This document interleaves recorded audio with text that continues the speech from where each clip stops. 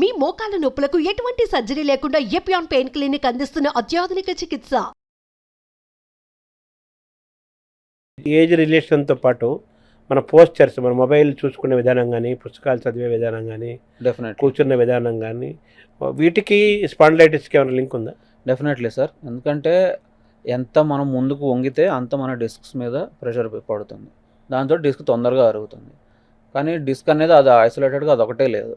ఆ డిస్క్ పైన ఉన్న బోన్స్, వెనకాల ఉన్న జాయింట్స్ అంతా కలిపి ఒక యూనిట్. సో డిస్క్ అరిగిందంటే అది చేసే పని అది చేయట్లేదు.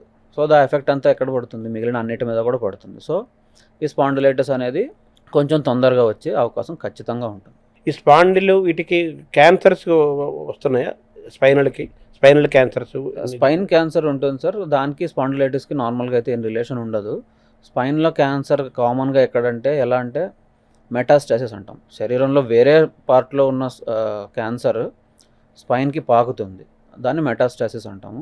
స్పైన్లో అన్నిటికంటే కామన్గా వచ్చే క్యాన్సర్ అది.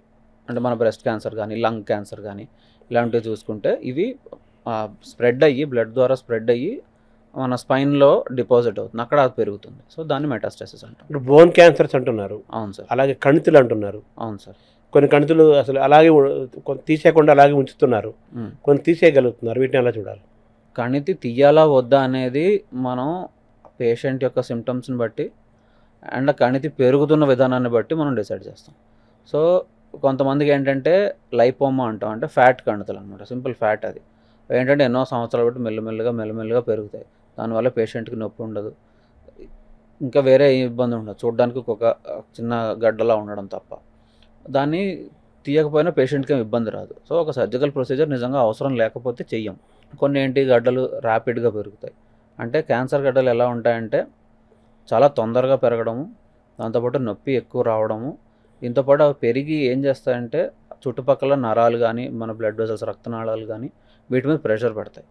సో దానివల్ల ఏమవుతుంది?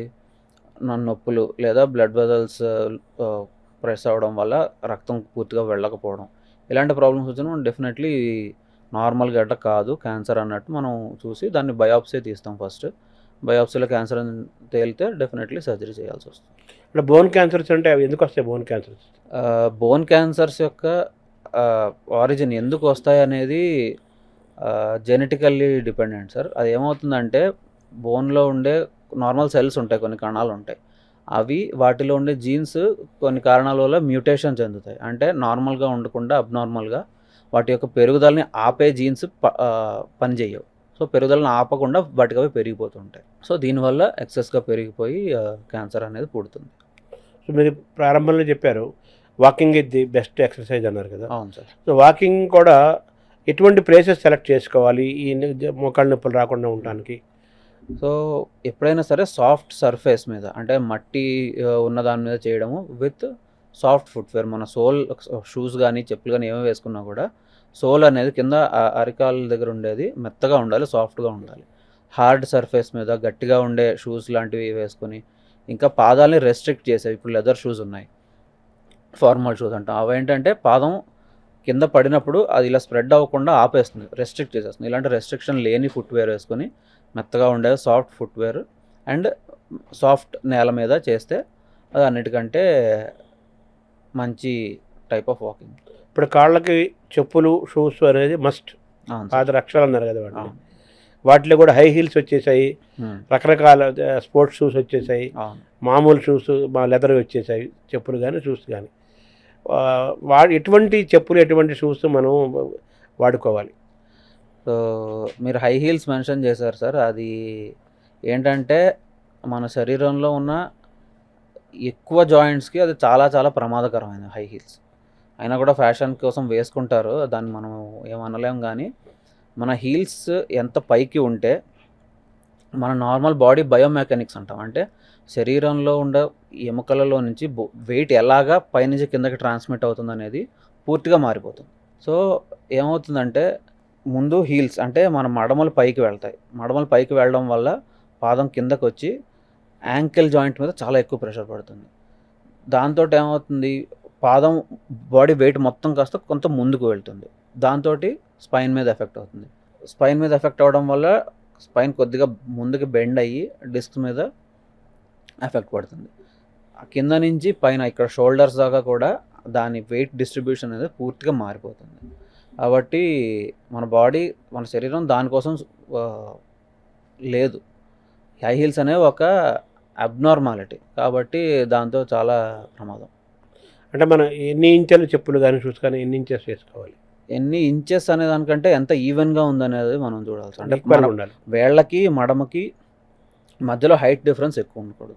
ఒక 2 సెంటీమీటర్లు 3 సెంటీమీటర్ల దాకా అయినా కూడా చూసుకోవచ్చు, కానీ ఫింగర్స్కి, టోస్కి ఇంకా మడమకి మధ్యలో హైట్ డిఫరెన్స్ ఎక్కువ ఉండకూడదు. అది ఇంపార్టెంట్. ఇప్పుడు చాలామంది ఇళ్లలో కాల్షియం శాండోజ్ చేసుకుంటుంటారు. అవును సార్. అది కంపల్సరీగా అదేదో చిన్నపిల్లలకి చాక్లెట్ దీన్ని ఎలా చూడాలి?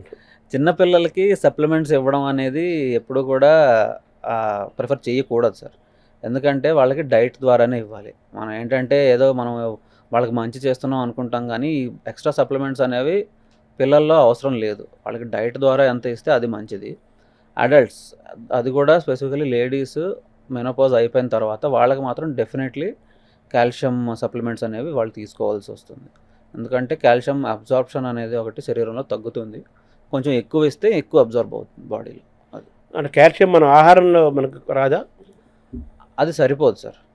ఆహారంలో వస్తుంది, కానీ ఇప్పుడు పిల్లల్లో లేదా కొంచెం యంగ్ వాళ్ళలో ఉన్నంత అబ్జార్ప్షన్ శక్తి కానీ అది కొంచెం వయసు అయిన తర్వాత ఉండదు. అండ్ లేడీస్లో ఈ హార్మోన్ సపోర్ట్ అనేది పోయిన తర్వాత ఇది ఇంకా తగ్గిపోతుంది, శరీరంలో ఉండే అబ్జార్ప్షన్ కెపాసిటీ అనేది. సో తక్కువ ఇస్తే ఇంకా తక్కువ అబ్జర్వ్ అవుతుంది. కాబట్టి మనం బయట నుంచి ఎక్కువ ఇస్తే కనుక అందులో కొంత శరీరానికి కావాల్సినంత అబ్జర్వ్ అవుతుంది. ఆర్థోపెడిక్ సర్జన్ని కలవకుండా, ఎటువంటి ట్యాబ్లెట్లు వాడకుండా వీలైనంత వరకు హెల్తీగా ఉండాలంటే ఆహార పరంగా కానీ వ్యాయామం పరంగా కానీ మీరు సజెస్ట్ చేసేది బెస్ట్ 1 2 3 4 5 ఏం చెప్తారు? 1 2 3 4 5లో 1 2 3 యాక్టివిటీనేనండి. 1 యాక్టివిటీ, 2 యాక్టివిటీ, 3 కూడా యాక్టివిటీ. 4 5 అనేది పోస్చర్ మెయింటెనెన్స్, 5 అనేది బ్యాలెన్స్డ్ డైట్.